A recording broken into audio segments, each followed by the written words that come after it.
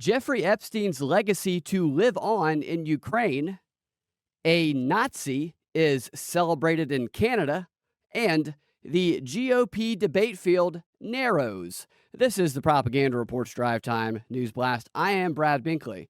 Top story, Jeffrey Epstein's legacy to live on as the Clinton Global Initiative is back to do its part for Ukraine.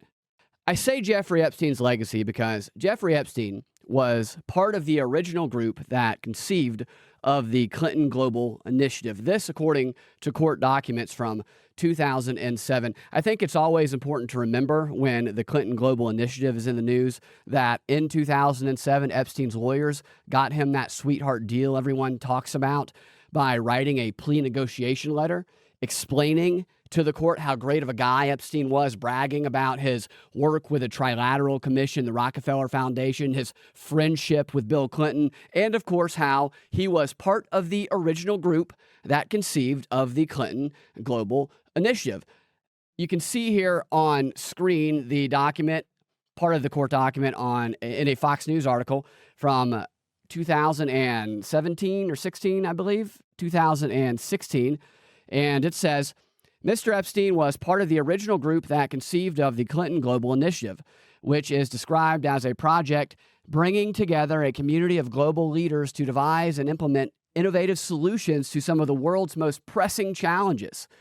Focus of this initiative include poverty, climate change, global health, and religious and ethnic conflicts. This is also reported on in ABC News.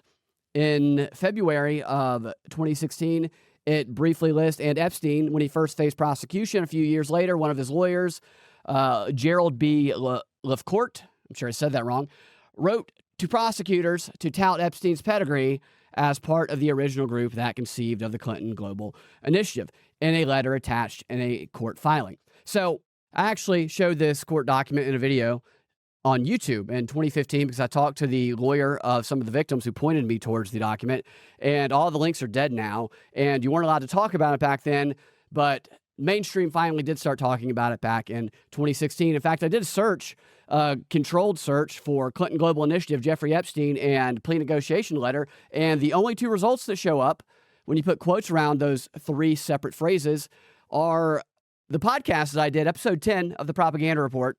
So that's when I first covered that. I believe that was actually 2016. The video I made was before that. Anyway, the Clintons have never denied this. Of course, what they say in the reporting on it is that Jeffrey Epstein's name is not on the website as a founder for the Clinton Global Initiative. Of course it's not. Who would put Jeffrey Epstein's name on their group webpage as a founder of their group? Nobody would do that, okay? The Clintons have never denied it. That's the key thing to remember. Do you think they would accept a plea negotiation letter as an official court filing to take into consideration when determining what his sweetheart deal is going to be if no one checked the references? Are you kidding me? Can anyone just say, give me a plea deal because I know Bill Clinton and I started one of his foundations with him, and the court just goes, okay, no need to check this out, give him the deal? I don't think that's how it works. This image behind me, by the way, this is a Midjourney AI image. I asked it to imagine Bill Clinton hanging out with Jeffrey Epstein, and it produced this image of Bill Clinton with his arm around a slightly more effeminate Bill Clinton. Midjourney AI seems to believe that Bill Clinton is Jeffrey Epstein. I don't think that I buy that, but hey, AI is so smart, and we give it so much credit. So maybe I simply haven't gone deep enough down the rabbit hole here. Anyway, when you see the Clinton Global Initiative in the news, Jeffrey Epstein helped create it. And you see all those actors and public figures standing behind Hillary Clinton, celebrating the work that they're about to do together for Ukraine. I believe Justin Timberlake was even one of them. I didn't know the names of the other actors and public figures. I recognize their faces, though. Maybe they should know a little bit about the history of this organization. Maybe they do and they don't care. Maybe they know they can get rich off of being a part of one of this program, which is why they're doing it. Or maybe they're just dumb to it. Speaking of that history, what we know about the Clinton Global Initiative is that it helped enrich a bunch of the Clintons' elitist friends while at the same time screwing over a bunch of Haitians that they had promised to help in a similar program in the aftermath of, I believe it was 2010 earthquakes over there, and that some workers who were able to get jobs in this factory in Haiti that the Clinton Global Initiative helped build were subjected to bullying and sexual harassment, with some factory workers, and this is all according to ABC News, reporting that they had to provide sexual favors to supervisors in order to obtain jobs in that factory. Maybe Epstein was one of the supervisors. That would explain a lot of that there. There's a lot written about what happened in this disaster in Haiti. It's well documented, and all of those problems that stemmed from the Clinton Global Initiative, they were caused by what was called the CGI's Haiti Action Network. You see that Haiti Action Network on screen there.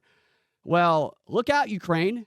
You're next, because they have now launched the Clinton Global Initiative Ukraine Action Network, with part of that commitment being the Clinton Global Initiative for Commitment to Action Supporting Ukrainian Refugees, or as Bill Clinton likely thinks about it, a commitment to action with Ukrainian refugees, as I'm guessing the female refugees from Ukraine are more to his liking than were the Haitian women refugees from back over there in Haiti. So look out, Ukrainian women.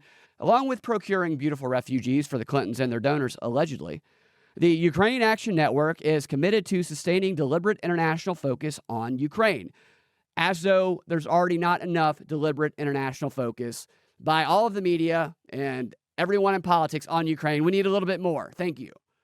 The program is also going to bring more money, or more monetary commitments to Ukraine, thank goodness, including gender equality and continue support for the people of Ukraine. You think that's what the people in Ukraine are really worried about right now? Everybody they know, every male between the age of 15 and 30 in this war-torn nation has died, but all they can think about is, we need some more gender equality in this country right now. I told you the other day when Zelensky met with BlackRock head Larry Fink, and they talked about attracting private money to Ukraine's Build Back, that what we're going to see in Ukraine is they're going to build the infrastructure back from the ground up, with the foundation being ESG-like programs, diversity, equity, and inclusion built into the infrastructure of Ukraine's Build Back. That's what we're going to see. They don't have to force it into already established programs and businesses and institutions. They can just start with those DEI programs. And it's going to be interesting to see what happens in the aftermath of the war with that. That's definitely what's going to go on. It already is with some of these smart programs they're implementing over there, like that DIA app, where they have the state, everybody's information is in one app, which Ukraine committed to being the first totally digital government back in like 2019. I mean, they're a test pilot for this whole thing. That's why they're destroying the infrastructure. They're glad the infrastructure is destroyed. The U.S. aid is. Samantha Power, she celebrated how the silver lining is that they never would have been able to implement all these programs like DIA had the infrastructure not just been totally demolished and people felt like they needed to get on this app. It's all building back this little pilot program that the U.S. is heading up and NATO, so they can try and then export whatever it is the aftermath is to other countries.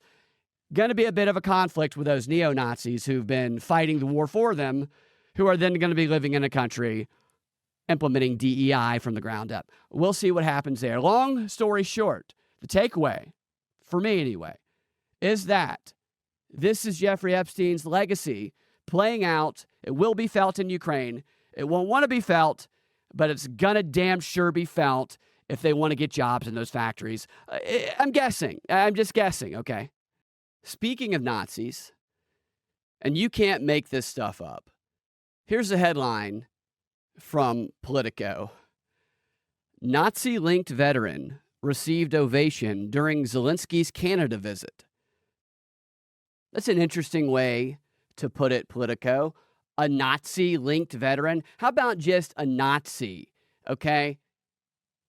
This guy is a 98-year-old man who served in a Nazi SS unit, making him a Nazi, not Nazi-linked. The guy's a Nazi. Here's another Headline similar to that when Trudeau calls praise for Nazi-linked veteran deeply embarrassing. He's not Nazi-linked. He's just a Nazi.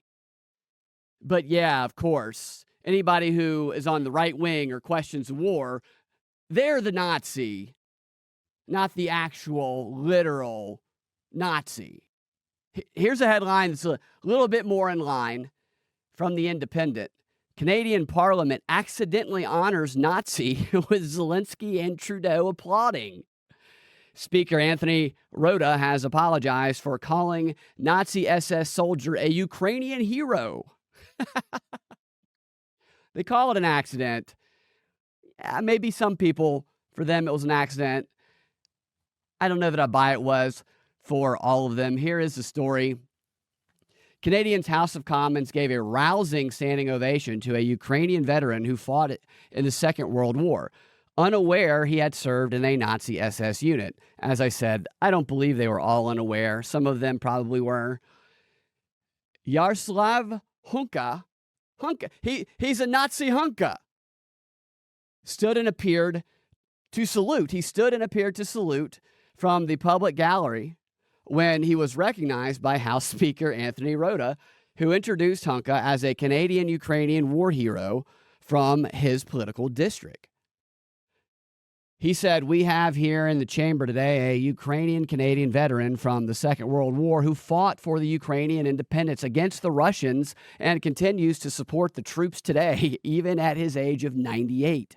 And then after he said that, that was followed by a lengthy round of applause and a wave by Zelensky. He's a Ukrainian hero, a Canadian hero, and we thank him for all his service. Thank you. It's interesting because the thing that should have tipped all of them off that he was a Nazi, which is that he fought against Russia during World War II, is the very thing that actually triggered them into blind obedience of giving a rounding ovation to a freaking Nazi because they've been bitten by that Russia is evil propaganda so badly that their brain doesn't work anymore. And now they'll just stand and applaud any old Nazi who once killed a Russian. Doesn't matter what the circumstances are. I mean, how brainwashed do you have to be? This is a perfect example of why most people who think that they would not have become a Nazi would have absolutely been like the first Nazi if they lived in Germany back then. Everyone thinks that that would not have happened to them, especially everybody in this room here. They think that they would have been too smart or too strong-willed to become a Nazi had they lived in World War II Germany. Yet here they are, a couple hundred of them, who weren't even strong enough not to give a standing ovation to a Nazi in 2023 Canada. But they thought they would have been able to resist it had they lived in Germany in the 1940s. Give me a break. They would have been the first in line to condemn the Jews. And I'm talking about the ones who are dumb to it. And not everybody in this room is dumb to it, right? I'm sure there's like a few in there who are like, hell yeah, a Nazi, my kind of guy. Like blackface Trudeau and Zelensky, who apparently gave the guy the, a fist up in the air celebration. I mean, these people know exactly what they're doing, in my opinion. It's crazy. I mean, it's hilarious, but it's also crazy. In a statement late Sunday afternoon, House Speaker Anthony Rota said he recently became aware of more information which causes me to regret my decision. So has this guy been like admiring this dude from his hometown, this Nazi from his hometown? You're telling me? And he knew nothing about him. He's that stupid. He regrets his decision to recognize Hunka, and he says he takes full responsibility. Of course, they act like it's only his responsibility, as though they didn't do any vetting of this guy. You know, the guy just happened to be there, right? He says, I wish to make clear that no one, including my fellow parliamentarians and the Ukraine delegation, was aware of my intention or of my remarks before I delivered them. This initiative was entirely my own, the individual in question, being from my writing and having been brought to my attention. So how did he get there? How did he get in the room and get in the seat then? That's what I'm talking about. Was he just happened to be there and there he is. There's the guy. He just shows up. This was an organized situation here. The shocking news landed the same day the prime minister made a statement marking the Jewish holiday of Yom Kippur. It happened on Yom Kippur. Following the address, Mr. Zelensky, who is Jewish and lost family members during the Holocaust, raised his fist in acknowledgement as the veteran saluted. I wonder if he Heiled Hitler. That would be hilarious if he did. Hunka's Nazi unit are accused of killing Polish and Jewish civilians And there's Zelensky giving him the salute. The Friends of Simon Center said that Mr. Rota's remarks ignore the horrific fact that Hunka served in the 14th Division of the SS, I don't know how to pronounce that, a Nazi military unit whose crimes against humanity during the Holocaust are well documented. Hunka's unit also declared allegiance to Adolf Hitler, and they endorsed the idea of ethnic cleansing. The guy declared allegiance to Adolf Hitler, and his group endorsed ethnic cleansing, and he's getting a standing ovation from Volodymyr Zelensky and Trudeau. It's just an accident. Can you imagine if somebody on the right made this kind of accident? They would never live it down. Nobody would believe it was an accident at all. But yet they will brush this away and they'll hardly ever talk about it again. Since his invasion in February 2022, Russian President Vladimir Putin has repeatedly made unsubstantiated claims that Ukraine harbors neo-Nazis. What about this? What about Zelensky giving a rousing standing ovation and a fist thrust to a Nazi who pledged allegiance to Adolf Hitler and endorsed ethnic cleansing? Does that substantiate any of his claims? Or it's still just an accident? So no, it's still just Russian propaganda to say something like that. Of course, how stupid am I? Mr. Zelensky, who visited Ottawa to thank Canada for its support in the war against Russia, has not commented on the episode. Of course not. Of course he hasn't commented on the episode. What? This is the greatest story. Let's watch the actual video here. This is going to be great. I can't wait to watch this. We have here in the chamber today Ukrainian Canadian world veteran from the Second World War who fought the Ukrainian independence against the Russians and continues to support the troops today, even at his age of 98.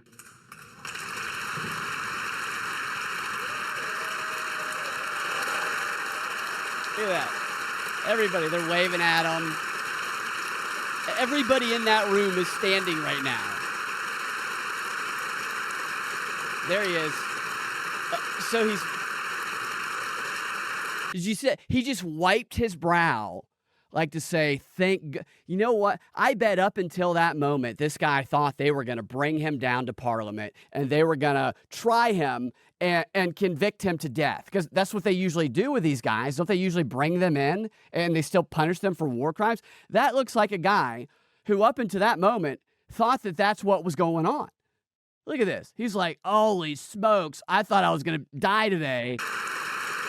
Look, thank goodness. It's like I survived. There he is, giving the thumbs up. This is a long ovation, too. It's like His name is Yaroslav Hunka. And I was going to say he's in the gallery, but I think you beat me to that. But I'm very proud to say that he is from North Bay and from my riding of Nipissing-Temiskaming. Okay, so if everybody knew who he was and where he was before this guy points him out, then how is it only this guy's sole responsibility? Exactly. It's not. Everybody knew who he was before he got there. This was a prearranged thing. You don't just show up. You have to be vetted. I can't just go show up to the State of the Union speech and decide I want to be the special guest who sits in that prime seat up on the balcony. There's a lot of people involved.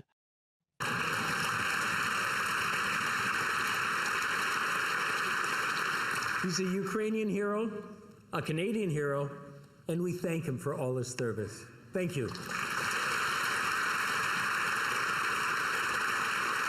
Here they go. Oh, let's see if they do it again. Oh, yeah, nope, they're doing it again. It's a second standing ovation.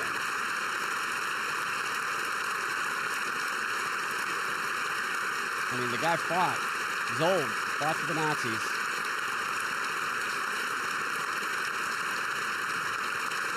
Look at that. Everyone there. And here is an image. Well, that's the wrong image there. I was going to show you that later. Where's that image of... There he is. There's the image of Zelensky and Trudeau. There's the fist Zelensky's giving him right there. He's like, yeah, we did it together. You hear? He still celebrates. I mean, this is crazy, dude. I bet. Can you imagine like that phone call that this guy got? I can't believe he still answers his phone because he's probably been afraid that he's going to be rounded up and put on trial and executed for most of his life. I did read that Canada is lenient. They've been criticized for their leniency on Nazis. I think maybe that's why some of them go there. And I just want to know, how did somebody go knock on his door? Was there a phone call? And they said, hey, Mr. Honka, we'd like for you to come down to the House of Commons so the Prime Minister and Volodymyr Zelensky can honor you. And like I said, he probably thought it was a trick. The guy was probably packing his bags as fast as a 98-year-old man can, bought a train ticket, and was on his way out the door when the car pulled up and they threw him in the back seat. And he thought, oh, no, this is it. And that's why you see him with his head down most of the ceremony here. And probably, like I said, that's why he wipes his head, because, whoo, what a shock it must have been for him that moment. He realized he was being honored and not about to be condemned to death. Unbelievable day, swing of emotions for that Nazi there. And he's still supporting Ukraine today. They say they need people on the front lines, right? Do they not? Let's get him inside of an Abrams tank. As you can see on screen here, there's one of the first Abrams tanks to arrive in Ukraine. It's actually a tank that has Stacey Abrams' body on top, giant, massive Stacey Abrams on top of it. Thank you to Union of the Unknowns for sharing this with me. I greatly appreciate this Abrams tank arriving. And I would like to see this Nazi inside of that right there, because I think that he would know exactly what to do with a Stacey Abrams tank in Ukraine.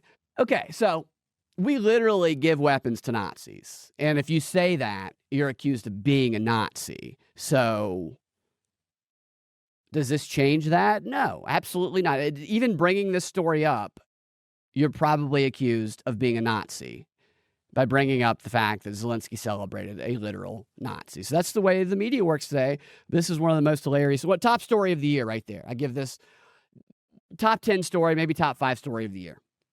All right, before we get to the final story of the day, which is going to be about the GOP debate field narrowing, I want to tell you what we're going to talk about in the Drive Time News Blast XR, the subscriber-only portion of the show, which is which generation trust AI more and which state's colleges leads the nation with the most DEI, diversity, equity, and inclusion faculty. I'll let you think about that one, and we'll talk about which one it is in the XR.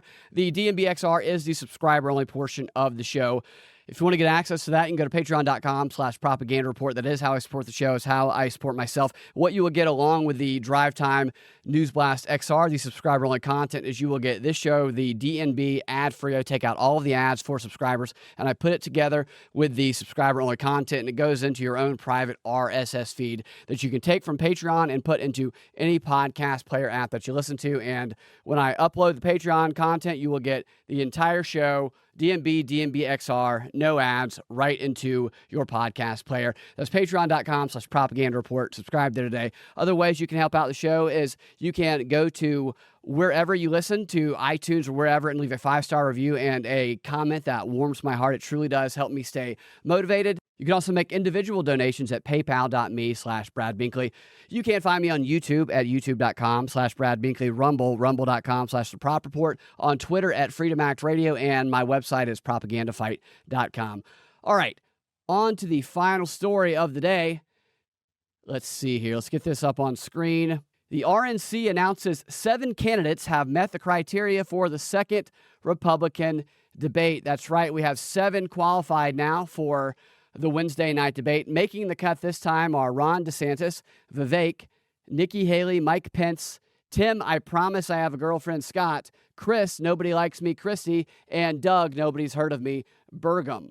America's Asa Hutchinson was the only one who, from the first debate, who failed to meet the party's polling threshold. He said in a statement, I understand the RNC and the media are trying to reduce the number of candidates, but I measure success based on the response I receive in early primary states like Iowa and New Hampshire. My goal was to increase my polling numbers to 4% in an early state before Thanksgiving. If that goal is met, then I remain competitive and in contention for either caucus day or primary day. Keep telling yourself that, America's Asa Hutchinson. You don't have a chance but you will be making a lot of money and cashing in off of all of this facade like everyone else is. They'll go on speaking tours when this is Trump's going to win the nomination, okay? Unless they literally put him in prison and they change the Constitution where he can't run, then Trump's going to win, okay? It's over. But all of these dudes will still make money with their speaking tours. They'll write books. They'll be pundits on networks. Running for office is a lucrative endeavor, that's for sure. If nothing else happens at that debate tomorrow, I just hope the moderators can please put Tim Scott on the spot and force him to produce that girlfriend he's been promising us all that he has, okay? All of the networks are concerned about it. They've all been asking him. We need to see her live on stage tomorrow. If you don't know what I'm talking about, here's a clip of Brian Kilmeade asking Tim Scott about his single status. Headline you might have caught your attention. GOP donors are privately pushing to Senator Tim Scott to give more details about his private life, your single status. So you must have heard this, and you got to be attuned. Without donations, without support, you can't run. What is your status? Well, obviously, at this point, I'm taken. I have a wonderful girlfriend, and we have a wonderful relationship. The good news is God has blessed me with a smart Christian woman. That's great news. But more importantly is why are the headlines there? The headlines are there because as I rise in the polls, as people show up at my town halls, it Obviously, he's taken. scares even my opponents. Everybody wants to find a way to win this race. I'm going to focus on having that optimistic, positive message delivered with a backbone and staying focused on the American people who say, they like me a lot, and I want to make sure that they have a chance to make me their president. We met your mom. Will we meet her? We meet your girlfriend? You will, of course, at some point. Okay, great. Yeah, at Lastly, some point. on education, probably arguably. Look at that. Look at this. Yeah, right. You will, of course, at some point. Okay. Of course. Great. Of course we will. Lastly, on education, probably arguably. He's going to have to hire a girlfriend. They're going to bring her in. If he does have a girlfriend, she does not want to be in the public based on the way he answered, or he doesn't have a girlfriend. So they have to make a fake girlfriend. That's okay. They do that all the time. Is this his actual YouTube page? I am Tim Scott. I'm living. I think this is his actual YouTube page. That's crazy. Tim Scott only has 2,100 followers on YouTube. And he's a candidate for president. So I guess he's raising his money elsewhere. I think Tim Scott would be a good pick for Trump as a VP running mate. I thought that in the beginning, but I only thought that if he came out as gay, because that would be perfect. But if he's going to embrace the whole girlfriend thing, I don't know. But I would like to see them really just put him on the spot to produce that girlfriend during the debate. We can't just take his word for it anymore. We need them to the moderators have to call her up on the stage tomorrow and demand that she describe Tim Scott's penis. That's the only way we can know for sure. We'll have Chris Christie go over and verify for us while she's doing it. He'll give us the okay, that's something that we know he'll be down with, but we need confirming evidence here of this girlfriend. And I hope that that's what we get from the debate tomorrow night. That's where I'm going to wrap up the show for today. Thank you for watching. Thank you for listening. And we'll talk to you next time. Have a fantastic rest of your day.